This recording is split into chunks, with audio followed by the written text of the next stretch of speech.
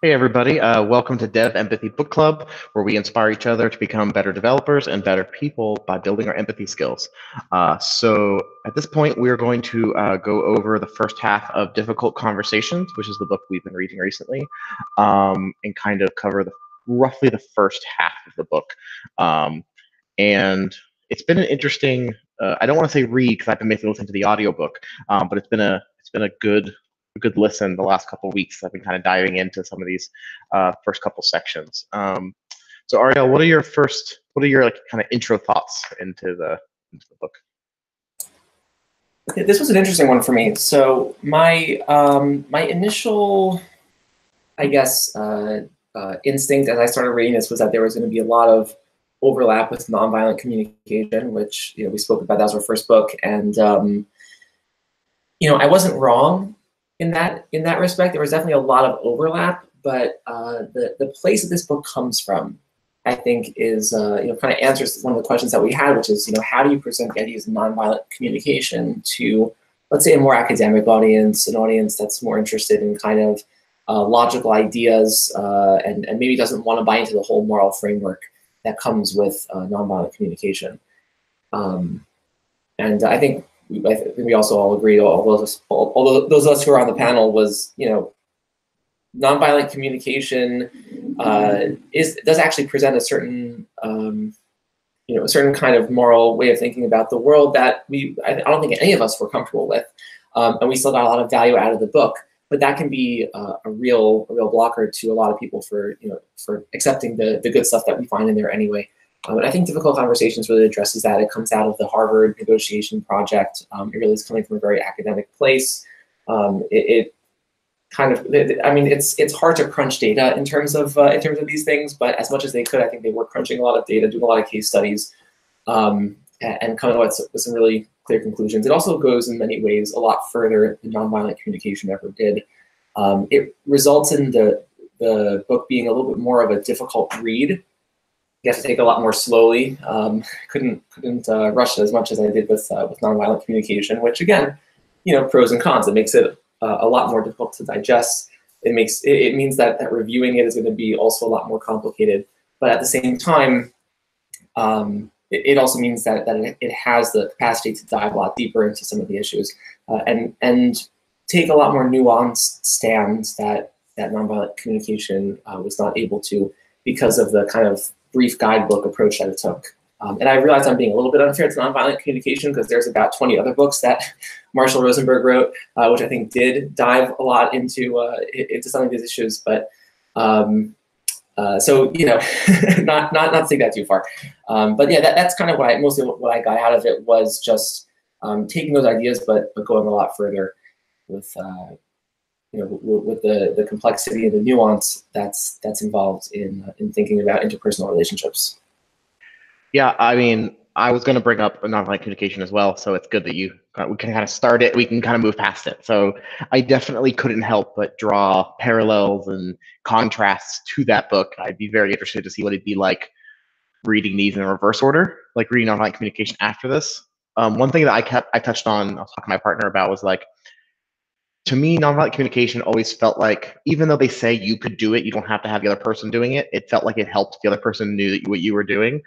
This almost feels like they expect the other person to not know what you're doing. Like they don't, it seemed to me, at least reading the first couple of chapters here, that like they didn't expect the person you talk to have also read Difficult Conversations.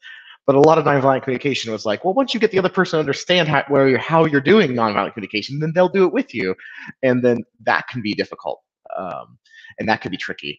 But I do think I felt like, from that same perspective, this had a lot more takeaways that you could adapt into your life. There's a lot of things that I think you can just kind of like, oh, that makes total sense for me, which I do think there was some stretches we had to make with nonviolent communication to say, how do I apply this to the way I do things or the way my worldview works? Because there was a few discrepancies there. So one thing, before we move on, I just want to say I actually really like that point. That's something I didn't think of as much. And one of the things that's sort of funny, and it maybe just comes down to the title, but it's possible to say like, well, I don't know if that thing you just said was so nonviolent, and to kind of turn it into a weapon. Here it's like, what are you gonna, well, I don't know if the conversation that you're having was difficult enough. Just even the title itself just doesn't lend itself to that kind of accusatory approach. It can actually be very difficult to have a nonviolent conversation with somebody who's also read the book, because then you kind of start having that meta conversation about, are we doing it right or are we not doing it right, and and then it can kind of lead to a place of blame, which is exactly the opposite of the point. With difficult conversations, as you're saying, it's really a framework about how you can lead the conversation in the right direction, even when the other person really is not necessarily interested in doing that. So I appreciate that point a lot. Thanks. Yeah, and I mean, going on to difficult conversations again, it feels a lot to me, and this is kind of a meta conversation on the book itself. It feels a lot to me that at least the first half is really talking about how to have a conversation. Like, it's like bringing up that, okay, these are ways of addressing things that derail conversations or prevent the further conversation from actually happening. And like, especially a few of the examples they go through in the book are basically conversations that quickly devolve into arguments or turn off, like just the conversation just shuts down. So it's a good way of addressing why that happens and kind of getting around that in certain ways. So one thing that the book brings up are this idea of the 3 conversations, and we wanted to kind of quickly go over those. So the 3 conversations they define are the what happened conversation, the feelings conversation, and then the identity conversation. Like, what is that yourself's at stake here? And was there anything about those 3 things you wanted to kind of touch on, Ariel, before we kind of jump into anything else more specific? I didn't have a whole lot. I just kind of wanted to make sure that if we have listeners who are not necessarily familiar with the book, maybe you didn't do the reading, but you're just interested in kind of hearing a broad sense of it. Maybe you're listening to this as as sort of an evaluation of, should I invest time reading this book or not? Should I buy it or not? So so I just wanted to give that background to make sure that we're all on the same page. So again, the 3 conversations were what happened, the feelings conversation, the identity conversation, and we'll dive into each of them, I think, as we go on. But the what happened conversation, I think the important thing there is not what it is, but what it isn't. What happened is not assigning blame.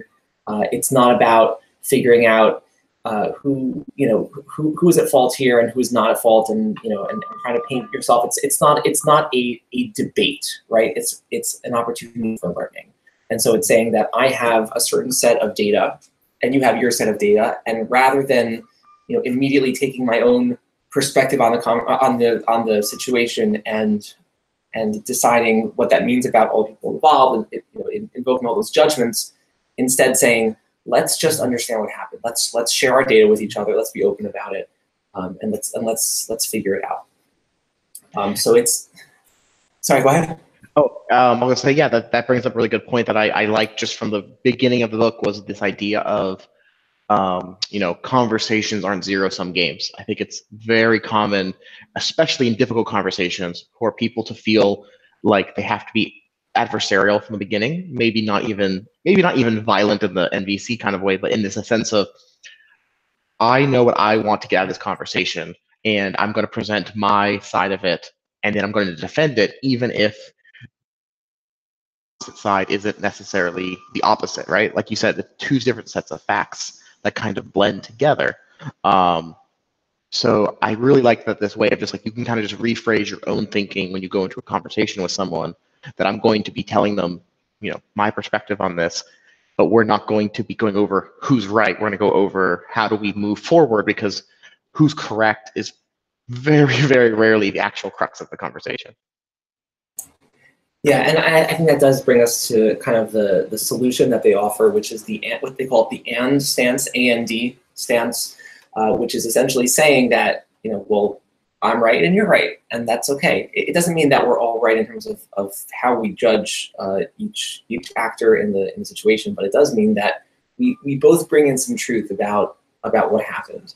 We both bring in our implicit biases and the way that we see the world based on the situations that we've been in the past, the way that we grew up, who our parents were, whatever it is, whatever history we bring into the conversation, which often does have a lot of impact on just the way that we perceive the world in a very fundamental way. And so when you understand not just the facts on the ground and the things that happen, but also the people who were involved in the conversation. That also really does have a deep impact on your understanding of what happened. Yeah, no, I completely agree. And this is also the section where they first kind of come to the idea of like separating intent from impact. And I think that also very much reminded me of nonviolent communication in a good way, in a way that I thought one of the really beneficial things of nonviolent communication was specializing, or in this book really dives in that deeper. It's like, okay, this is the intent of what someone meant. This is the action of the actual impact of what they did. We're not going to forget either of those. We're not going to say, oh, my intentions were good, so it doesn't matter. It's like, no, it still matters what the impact was, but I'm not going to ascribe intent to you, which reminds me a lot of, I don't remember what chapter it was, but in nonviolent communication, there was a whole section about not ascribing a motivation to someone's actions or their feelings. That was a big part of a certain section. I can't remember. And I like that idea of, I mean, I'm guilty of it as much as anyone is, of you have a disagreement with someone and then you go, well, that disagreement was for these reasons. And it's like, I don't know those reasons. That's just something that the human brain wants to make a connection. And that is going to lead to a more difficult conversation that's harder to get through if you are assuming that's their intention from the get-go.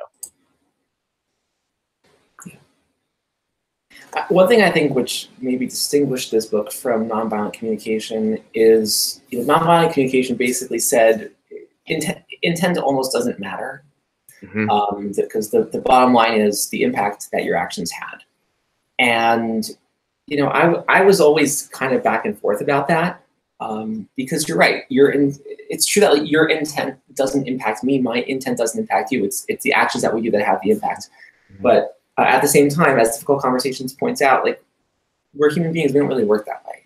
And so when we think about an action, we actually do care about the intent, and how we feel about it is going to depend a lot on the intent that was involved or not involved. If you trip over my foot, whether it's true that it doesn't hurt more or less depending on whether it was intentional or not, but whether it was intentional or not really does determine whether you're angry at me or not. And you can kind of understand intuitively that there's good reason to care about the intentions in that situation. And so often it can really just come down to,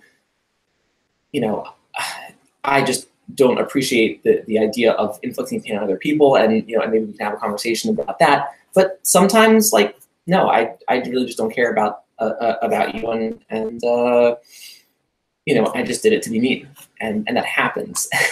And it's not necessarily a good idea to ignore the fact that sometimes, yes, there are people with negative intentions. It certainly happens a lot less than we are prone to assume, but it happens a lot more than zero. And I think that's kind of the balance that Difficult Conversations tries to strike. It says we're not going to ignore, and we're also gonna assume that maybe people have more complex intentions. This is sort of one of those, like Darth Vader, right? Saying to Luke, "Search your feelings; you will know it to be true." So really, if you think about your own feelings, you'll realize that yes, sometimes I'm just mean. Like sometimes I just want to hurt somebody, and I do something because of that, and that's not unusual. It's not abnormal. Recognize that little bit of pure evil inside yourself, and okay, we all have that. And so really accepting that and saying that yes, there are situations of bad intent, but let's not jump into that assumption. And people also will be better at recognizing their own negative intent when it's brought up in a way that respects them. And that allows them to discover it for themselves. If I say you did a bad thing, it's very different than if you think about it and you're like, yeah, I think I just did that for a completely invalid reason. I did that because I just wanted to hurt the other person. If you discover that yourself, you're much more okay with it. Right, and it can even be a little bit more innocuous. It can just be out of like selfishness, like, oh, I, didn't do that just because I didn't feel like it. It was like I felt like I was too busy to do this thing I said I was going to do, and I didn't, and now you're left holding the bag, and that was my fault, and I needed to admit that about my own intentions. My intentions weren't good, but they also weren't evil. They were just in that middle ground of things get complicated, and it wasn't as important to me, right? Like it was that whole like, oh, I didn't prioritize it the way I should have. Whatever book we read that talked about prioritizing people and actions, I can't remember which one it was now. But that actually brings me up to sure it's not the Agile Manifesto, people and people and processes. Yeah. We'll do a whole episode on the Agile Manifesto one day. That'll be good. So one thing I wanted to bring up was this idea of blame in particular. Like I even said in that little bit there, I was like, oh, I'm at fault, right? I think it's very easy for people to want to attribute blame in a conversation where blame can be occurred, right? I think they don't necessarily say this out front, but I feel like a lot of the conversations they're bringing up as difficult ones are ones that typically someone is to blame for strife, or someone wants to be blamed, right? Like they bring up a lot of issues of like marital stress. They bring up issues of like work stress with like boss and assistant and stuff, things where something's gone wrong and now something is going to happen. So they want to focus on this idea of we should forego blame. Like we shouldn't go into this idea of blaming. And we can dive into some of the critiques with their proposed solution. But I do think as a general rule, I like this idea. I like this idea of avoiding blame is a very positive way of moving forward, because as soon as a person is on the blame me side, there's an immediate defensiveness. Or something they talk about a bit later is there are some people who just love to assume blame. Like it's like in their nature to say it's my fault, I'm sorry, and that shuts down the conversation as well. Someone just saying I'm sorry, it's my fault, I'm awful is it's not healthy for them, but also it's not helping the conversation you two need to have if they're just going to want to shut it down by assuming blame, moving on. You know, I think if you think about it, right, if a conversation concludes with the sort of the outcome of the conversation is this person is bad, well, that's a statement of fact, and it doesn't change anything. Right? Statements of fact are not what we're going for here. Statements of fact are things that we use to understand a situation, not things that we use to solve it. And I think that's kind of the point of giving up on blame, is saying that blame is not going to solve your problem. Blame is maybe will make you feel better in the moment that you're like, okay, I proved to them that they're wrong. But it's not going to help you actually get the results that you want. And so we can talk forever about whether it's right or wrong to blame someone, but it's just not productive. Right, exactly. And in almost all these situations we're having this conversation, I mean, you wouldn't be reading this book if you weren't trying to have a productive outcome to the conversations that you have. This one a lot made me think of how I feel about software development practices. And I've given talks about this, and like the best solutions for a team are not to blame people when something goes wrong. I mean, there are situations when you can say, hey, you were the one that RMRF'd the entire server, but maybe that's not your fault and that I should blame you for it. Like, how did it happen? Why did the server go down? Oh, it didn't, the migrations weren't run, so the database crashed. Well, why did that happen, right? We move away from blaming a person and saying you're in trouble for what happened to a more productive conversation. And in the realm of software and doing our jobs, I consider that a process. Okay, what in the process failed us? Why was there not another check or another balance or another script that's automated to ensure that this thing doesn't happen, instead of just saying, hey, Steve, you royally ruined the day for us, now you're in trouble. Like, that's not going to help anyone except for making Steve feel bad and everyone else get more and more nervous about potentially being the person that messes up next time. I mean, that's not really good. And the system that they kind of propose is this idea of the contribution system. And they kind of give a rough overview of this idea.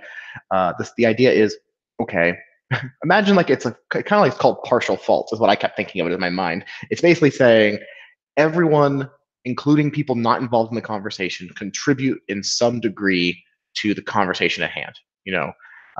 If I didn't take the trash out and then a cat got into it and then made a mess of the house, I am to blame, but also the cat is partially to blame. So we say there's a contribution system there. Also, the fact that it was raining and then this happened, like you bring into it to a more holistic perspective on what is the conversation you're having. as an alternative to jumping right to who can I pin this on, if not myself, right? You're actually making me rethink a little bit of a recent situation that I had, which was pretty gross, honestly, where so I woke up one morning to my wife screaming like, "Hey, get up! There are maggots all over the floor." So I was like, okay, this is interesting. What's going on? My second thought was, wow, I feel really, really sick and nauseous and tired and gross, having nothing to do with the maggots. So basically what happened was, sometimes it happens. I get the sense that it's more common in the Middle Eastern climate where I live, is that there's lots of flies around, just out there in the world. And sometimes they'll come into your house and they will decide to reproduce in your garbage can. And if you don't take it out, within a certain amount of time, the eggs that are laid there will hatch, and then they will become maggots, and they have a lot of food to feed on, where they are. And so they will then start, crawling around all over your house. So, you could be like, well, what's the reason that, that this happened? Obviously, we have to deal with the situation at hand first, but what's the reason this happened? Well, there is the part where, probably I could have taken out the garbage the night before. Usually that's one of my jobs around the house. But, also I was feeling sick. So that's, a problem. I'm not sure I can pin it on a particular actor. There's probably elements of like, here's what was going on at work at the time, and here's what was going on with my kids at the time. And whatever amount of stress they were placing on me, that caused me to be like really busy and not think about, oh, the garbage needs to get taken out. So there's a lot of things that, that are going on. And, if you remove one or more of those elements, like, would it have happened? I don't know. And that kind of gets into the question of necessary and sufficient conditions, right? There's the necessary conditions without which something wouldn't have happened, and then there's sufficient, meaning if you had just this and nothing else, or just this subset and nothing else, that would have been enough. And kind of understanding what are your necessary and sufficient conditions, what conditions are, let's say, necessary but insufficient. And usually we'll find, if we dig really deep enough, that pretty much nothing is both necessary and sufficient. It's always, let's say, a necessary and insufficient condition, which you have to combine with a number of other things in order to understand the whole situation. And then you can start thinking about, well, what is the full set of problems that happened here leading up to the big problem, and then you can start thinking through solutions, which reminds me of the Swiss cheese model of error, which we spoke about when we went through the design of everyday things, which basically says that you think about all kinds of systems as slices of Swiss cheese, and so they're always on top of each other. There's a bunch of holes in all the systems, but they don't necessarily align. And then as things just move around, eventually all the holes align, something falls through. And that's, you could think of that as your problem. So that struck me as a very strong parallel to the contribution system, that you have all these systems and elements that are kind of in the way. And anytime that there's a problem, it doesn't mean that suddenly a problem happened. What it means is that there were already a bunch of pre-existing issues that weren't really worth solving. Now they all happen to align. And now you can think about, like, how likely are they to align again in the future? And which of these problems is the most immediate to solve, which is going to give us the biggest bang for our buck, right? Minimal effort, maximum solving. And there's a lot of more interesting and complex conversations you can start having when you think about things in terms of the contribution system. No, I completely agree. Especially bringing up the Swiss cheese model and kind of going back to thinking about how processes interplay into our day-to-day lives. And I find this system easier to picture optimum solutions when I'm thinking about work and life. I feel like in general, the work versions of these, I think this is a great system. Like this is great. Like it really makes a lot of sense. When I try to apply it to my personal life, I find it more difficult. Not in that it's not effective. I think it's just as effective. I just know it's personal, and then I know my own personal issues come out, and then it's like, oh, this will be hard to do, with my family or with my partner or with some of my close friends. Like that's when more emotions are on the line. I think it becomes even more important in some ways, but also that is when it becomes harder than it is like at a work situation. Like I'm at this point very well versed in, sometimes projects fail and there are times when that gets heated, but I am able to take a step back and have the more level-headed conversation about what went wrong, about how to fix it, about how to move forward, how to fix the process. When it comes to something like, a family situation, I might not be able to have that same separation emotionally from it, to have that conversation.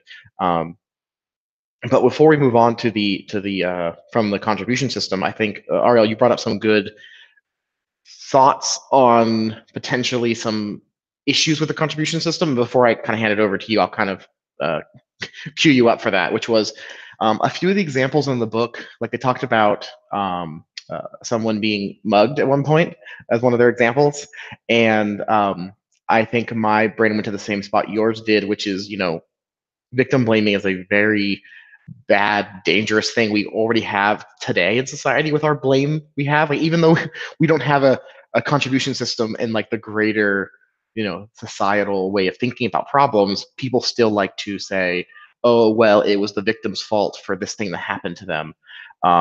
And I also had the reservations of I'm not quite sure how I feel about potentially the system being abused in the same way. I'll let you give your thoughts before I go any further on that. Yeah, and it was also interesting to kind of think about how this interplays with the other, the conversations, right? There was the what happened, but there was also the feeling conversation, the identity conversation, and I think we're going to see as we continue in our conversation that a lot of these issues of feeling and identity really do strengthen the difficulty of the conversations at hand.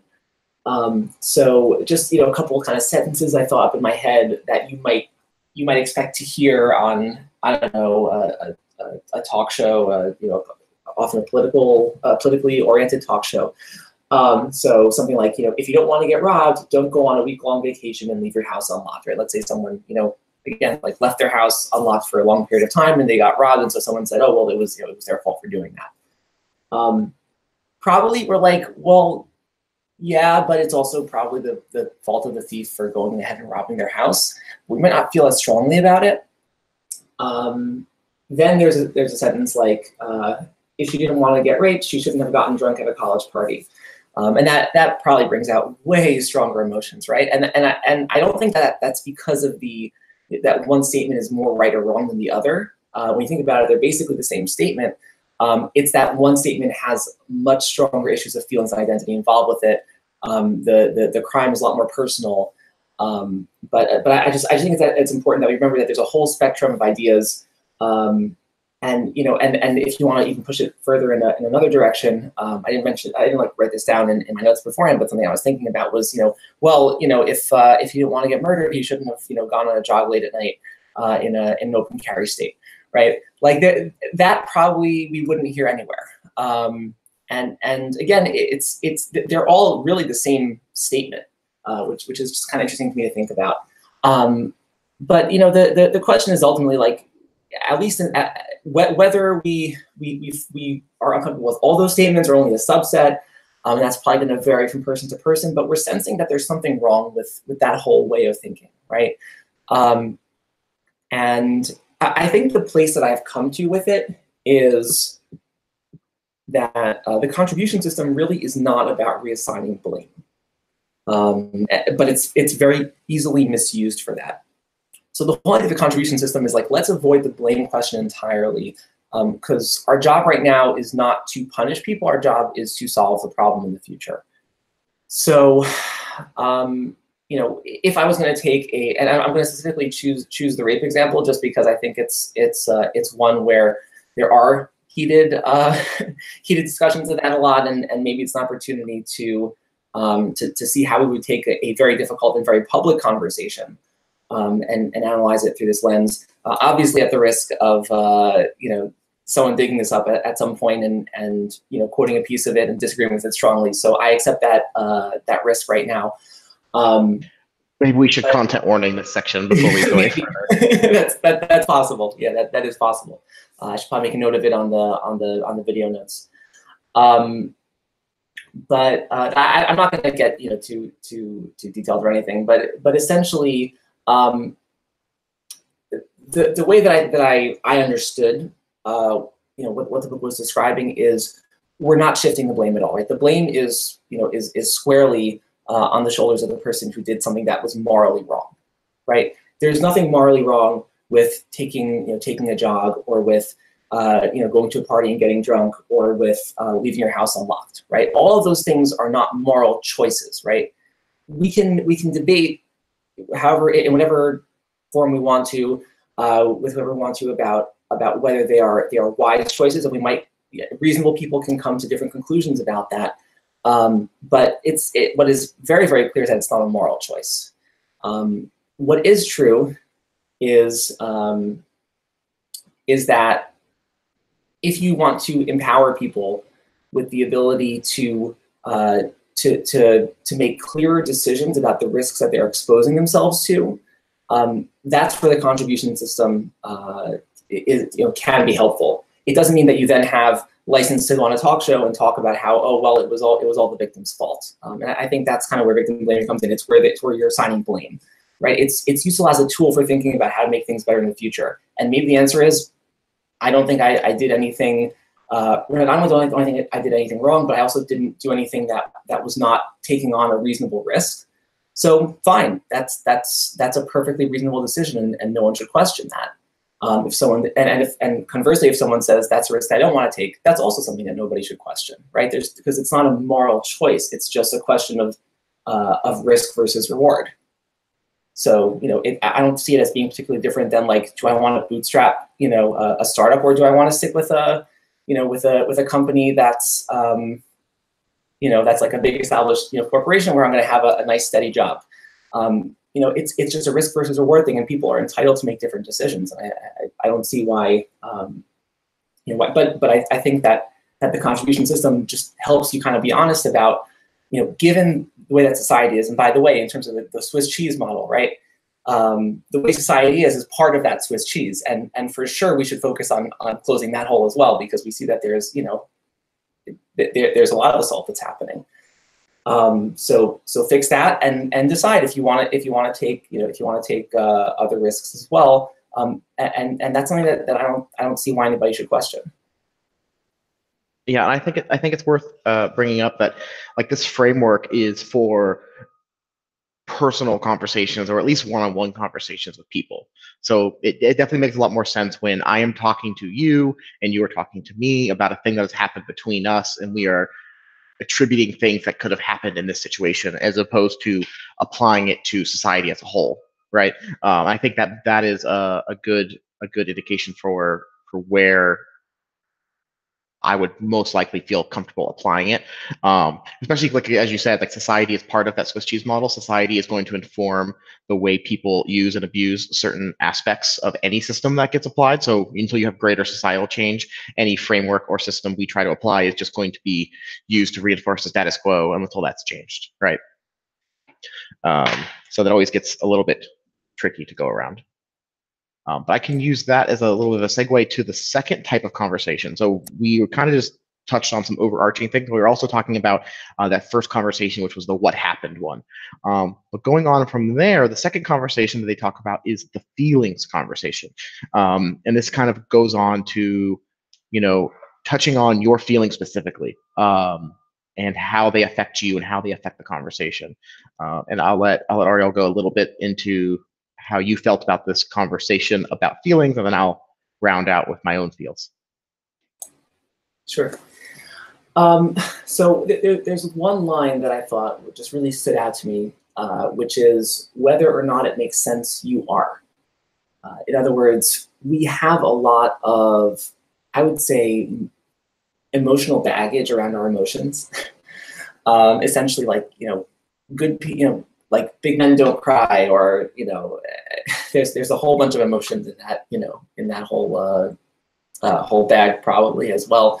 That men often walk around with of, here's the way that a man is supposed to be, and and there's another set of emotions that women very often walk around with. Here's how a woman is supposed to be, and and both of those are often just toxic and miserable to live with, and they block acceptance of who we are, and that can be honestly, it's not just along gender boundaries; it's also along all kinds of cultural divides and I'm not going to start listing off statistics, because then I'd have to mention a lot of specifics, right? To be fair or unfair to everybody. But wherever we come from, right, we come with a lot of thoughts as to here's kind of the right way to feel or the wrong way to feel, and we often kind of deny our own feelings because that's not what we're supposed to be. And you can't address a situation unless you're honest about it. So that was sort of something that I found, which was interesting, was just kind of the non-judgmental acceptance. It doesn't mean moral acceptance, right? But it means acknowledgement and understanding and recognition of who you are and how you feel. So that also, to me, it resonated a lot with nonviolent communication as well. Another thing that also struck me as a parallel was this idea of feelings are really just about you. I can't feel about how you are, right? I can't feel that you're a bad person. I can't feel that you're a good person. I can just feel angry because the thing that you did impacted me in some way. I'm going to cite another line here, actually, which is basically, I won't exactly cite it, but the book kind of compared two sentences that when we say them, we feel the same way, but to the listener, they're very, very different, right? So sentence number one is, you are thoughtless and self-absorbed. And sentence number two is, I feel hurt, confused, and embarrassed. And they can mean the exact same thing to the person who's saying them, but to the person who hears it, it's a totally different world. And that's I think what the idea of the feelings conversation is to acknowledge our own feelings and to understand that who and what the other person is does not own our feelings, right? It's not like we would feel better if they suddenly stopped being thoughtless and self-absorbed, right? Right now you're hurt, confused, and embarrassed, and that really comes down to the actions that they did, that don't change. I mean, people change, right? There are people who get better, right? This happens a lot, that let's say the high school bully just became like a really great person, and, but the hurt that they did to you didn't change, right? So that's kind of the point, is that your feelings are yours and yours alone, and no one else, no one else really, I wouldn't say no one else is involved, because certainly the things people do cause our own feelings, but the bottom line is that feelings are how you interpret the world, and you end up actually, because of that, having a lot of control over that, which of course is the issue of negotiation. And that also, again, kind of struck a chord with nonviolent communication for me, because nonviolent communication describes a feeling as kind of the bridge between what reality is and how you perceive it on one hand, and your needs and wants on the other. And the feelings are in the middle. So you can change your needs and wants. That's not always necessarily easy to do, but you can change how you perceive reality. You can also change reality, but that's a lot harder. Changing reality is a lot harder. Yeah. No, there's a lot of things we all would want to change about reality, I would say. Yeah, every day. Yeah, the feelings conversation was good. I appreciated it. I really did like, similar to nonviolent communication, that they address feelings as a very valid part of not just conversations, but of like the human experience. And I like that they mentioned, feelings are just as natural and real as, your arms or your legs are. Like they're just part of you, right? But they need to be addressed. And like you said, like I think there's a lot of different people from different societies, because of either societal norms, gender norms, whatever it might be, feel certain feelings are invalid. Like certain feelings shouldn't be expressed, certain feelings shouldn't be acknowledged. And the book isn't saying, if you're angry, go be angry. It's saying, if you're angry, that's something that needs to be addressed in the conversation, because what they're bringing up, I think, is this very, very true, is this idea of, if I don't address these things, and I don't express the feelings I have, they're going to leak into the conversation anyways. I'm going to say something out of anger, and then instead of expressing I am angry. And it's that whole idea where if you have two people that know each other very well and have very high levels of like emotional intelligence, like they could pick up on that and probably help each other out. But that's not going to be true in 9 out of 10 conversations you have with people that are difficult. You can't just expect that. So you need to help yourself and help the other person by acknowledging your own internal feelings, and then expressing those to the other person. Like you said, those 2 sentences, in like enumerating how you feel and putting those in words that are not trying to cast that onto someone else, alleviates that situation. I've had to use this a few times on the job. I had to use this in my personal life of, I feel, saddened. This book doesn't do this, but I know nonviolent communication did this, where they listed like pages and pages of like, don't use these adjectives, use these adjectives, which I still kind of remember. It was like, don't say, I'm this thing, say I feel aggravated, and like, and try to help you find a word that actually expresses a concrete thing. And that takes a lot of practice. That's difficult. For me, the feelings conversation was good because I have a lot of trouble with my own emotions in conversations. Like, I am like the person who shuts down in an emotional conversation, just because, okay, it gets emotional. I don't want my emotions to drive the conversation. What I need to get better at is expressing them instead of saying, like, just completely shutting down and just ending the conversation. It's like, I'm sorry.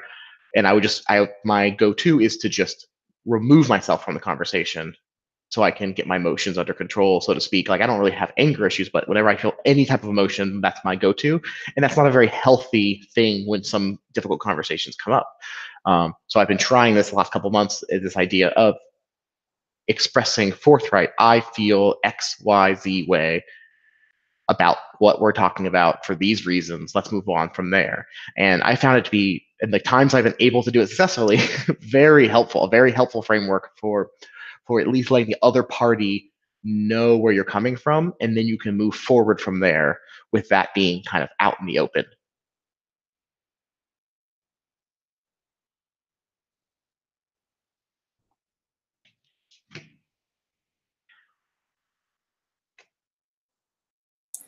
One more thing I'll throw in is just the idea of acknowledging other people's feelings. And this actually, I thought difficult conversations, if I'm not mistaken, because it could be I'm just not remembering, I don't think it addressed like what to do when you haven't heard the other person's feelings or you think you've heard it. Because very often, like, you'll hear it and they'll be like, well, that wasn't actually what I meant. And that's something I've certainly experienced is, when I try to kind of say, so are you telling me that this is what you're thinking and this is how you're feeling? Very often they'll say, oh, no, you're reading too much into this thing that I said and not enough into the other thing that I said.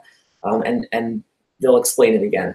But at the very least, acknowledgement that you heard the other person's feelings is important.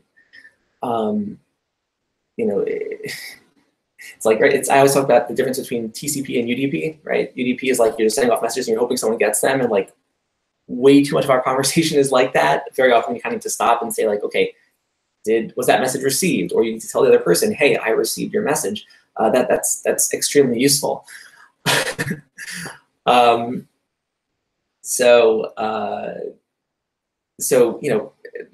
Both because just the knowledge that my feelings were heard and understood is extremely comforting. And the other piece of it is maybe they didn't really hear it, and I want a chance to, to correct the perception here. Yeah, I mean, I completely agree. I don't think the book talked about what happens if the other person doesn't acknowledge your feelings, because there is always that potential situation. I'm like, hey, listen, I'm upset for these reasons. And they're like, oh, you shouldn't be. And now we have a different conversation, which is, why are you not acknowledging my feelings, or vice versa? You know what I mean? And that might just be, maybe it comes off in the second half. I don't know. Maybe that's just something we have to learn through applying these rules and principles. But the last conversation of the big three is the identity conversation, and this is the subtitle for this is like asking yourself what's at stake. And the general idea here is what part of your kind of core identity is kind of on the line in this conversation. What is the part that's so tied up in this to you? Like, what is the part that really is getting to you? And I know Ariel, you have some thoughts on this, so I'll kind of let you start. Yeah, I mean, one thing that I was thinking about is the three core identities that the book talked about, which was, am I competent? However we want to define that. Am I a good person? And am I worthy of love? And I thought about like, what are some things that really kind of like just stick in a knife and start turning it, in terms of these identities. So am I competent? It's really hard to get fired because that's a real blow to your perceived competence. Because if I was good at what I do, like wouldn't I keep being employed? The same thing in terms of breaking up, right? That's just basically getting fired from a relationship. If I was worthy of love, then this person would stay with me. And in a certain sense, it's even worse if you're the one who's breaking up, because now it's like not only am I unworthy, I'm also just like I can't even accept love from other people or some stuff like that. And am I a good person? Right. This is probably the most common. Is when someone basically blames for something that happened. Right. That's why our initial reaction is immediately to jump to defend ourselves rather than listening and seeing how we can improve. This is a challenge for everybody. This is a challenge for me. It's a challenge for you. It's a challenge for all of us. And the book talks about identity quakes, right? Like kind of just like this earthquake where there's just nothing you can do except for either completely maintain your core identity or completely reject your core identity. That's the all or nothing bit that's worked in there as well. So like we have either we're like a perfect person or we're a horrible person, and the moment that you accuse me of being a little bit bad, what you've really done is accuse me of being horrible in every which way. So that's just kind of where this like extreme defensiveness comes from. Recognizing it doesn't make it easy, but it makes it possible to start learning how to say, okay, I understand that they've called my identity into question in some way, but let's remember that it's not my entire identity; it's just a small piece of it, and we can have a conversation about facts. We can shift away from blame, which is another very good way of avoiding the question of am I a good person, and just let's talk about the situation itself and trying to fix the situation together, which actually ironically does kind of paint you as a pretty good person because you want to do your part to fix the situation. Yeah, anything that has to do with identity is a big topic. It's definitely going to be a hard sell. And I mean, it's funny. I mean, this book's called Difficult Conversations. We're talking about it, but in some ways, I feel like this book gets to the heart of what a lot of our talks are about, a lot of our books are about, which is really like this idea of people wanting to be good people. And what makes a difficult conversation difficult is, to you, one of these things. Like, you have feelings that are baked into it, but a lot of times when a conversation is going to be difficult before you start it, you're going to have your identity wrapped up in that in some way. And I do like these core identities. I don't know if it's completely exclusive of everything else, but I would say these are really good broad buckets that you can slot almost every conversation into. I think that this is just basically where the Harvard negotiation project piece of it comes in, right? That they basically just took a lot of difficult conversations and they were looking for what are the common threads in these. And I think you're right. It doesn't cover every difficult conversation, but it just being aware of here are some very common things that are very, very core to who we are. They get shaken up. But of course, like why are people so hurt when they are, let's say, misgendered, right? It's because that's part of my identity, and now you're attacking that. There's a lot of elements of identity that we could go into that I don't think it's worth the time because it's kind of obvious we say that all of them, right? But the point being that anytime that something that's very core to your identity is called into question, that's going to provoke a very strong reaction.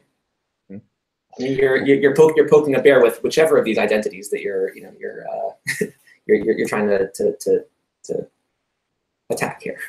Right, exactly. And I think what a benefit of following a pattern like this and kind of doing this is you can, at least on your end, identify which of these is a component for you and hopefully make steps towards getting better around that conversation. right? I, again, being the kind of person who is prone to avoiding difficult conversations, knowing which one of these parts of my identity is tied up in that conversation helps me remove some of the anxiety around it, if that makes sense. Like I can say, okay, I really don't want to have this conversation with my mother about not coming home for Christmas because I know, you know, she's going to be upset about it and it's going to be a long conversation. There might, all these things. But really what I'm wrapped up in is, am I a good son? Is she not going to appreciate me not being there for X and Y reasons? Like at least I can have that thought process, step backwards from it and say, okay, that's what I'm worried about. Okay, I can address that separate. I can ground my identity, is one of the phrases they use in the book, separate from the single conversation, to remove some of the fear around it, and then to be able to have a more productive conversation that doesn't get derailed by my own emotions or something else like that, right? Yeah, absolutely. Yeah. So to put a very long, complex topic tied up with a bow, identity is complicated. and we did not solve it in a 10-minute conversation. Nope, we didn't. but I think at the same time, right? It's really about saying that, hey, we have this concept of identity that that kind of, it's kind of ridiculous to say, but goes very deeply into who we are, and it's just a bit of a tautology, I want to say. It's a self-referential thing. Yeah. But anytime that our identity is challenged or someone else's identity is challenged, that's going to create a very difficult situation. And so what we're better off doing is acknowledging the elements of identity that are there, B, developing a more complex identity for ourselves, and C, since we can't change someone else's perception of their own identity, certainly not the moment we walk into a conversation, right? It's not like we can explain, oh, but here's what identity really means, and now let me call you a bad person, but you'll know what I really mean. It's not gonna work that well. So looking for ways where you can now avoid challenging an element of someone else's identity, and instead saying, here is the very, very specific point where I take issue with the thing that you did, right? And of course, if you can make it about the thing that they did rather than who they are, that's extremely valuable, because now you're not attacking their identity. You're saying, hey, here's a problem that I want to solve. You've been involved with it. Can we work together to come to a conclusion that's going to be better for all of us? Right. I think that may be just one really concrete example of that that I've seen, is where developers and business people just kind of come at loggerheads because the business people are like, why didn't you meet the deadline? And developers are like, because it wasn't possible. And so the developers, I think, are feeling challenged in terms of these three identities. Are being challenged on their competence. There's a sense of, oh, well, you gave us a deadline and you didn't meet it, so like you must clearly not be very good at what you do.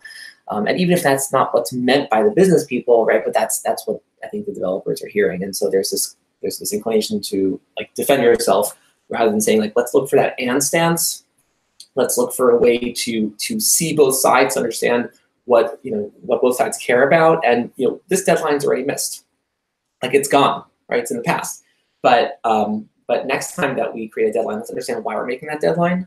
Let's understand why it's important. What value are you trying to create by having a deadline in the first place, and what factors go into choosing that deadline, and how can we make sure that it's reasonable given the technical complexity of this particular project. I see that very, very often, and I think it's really possible, because otherwise it turns into, you are a bad developer, well, you are a mean business person, and everyone's core identities are being challenged very, very deeply, and it doesn't turn out well.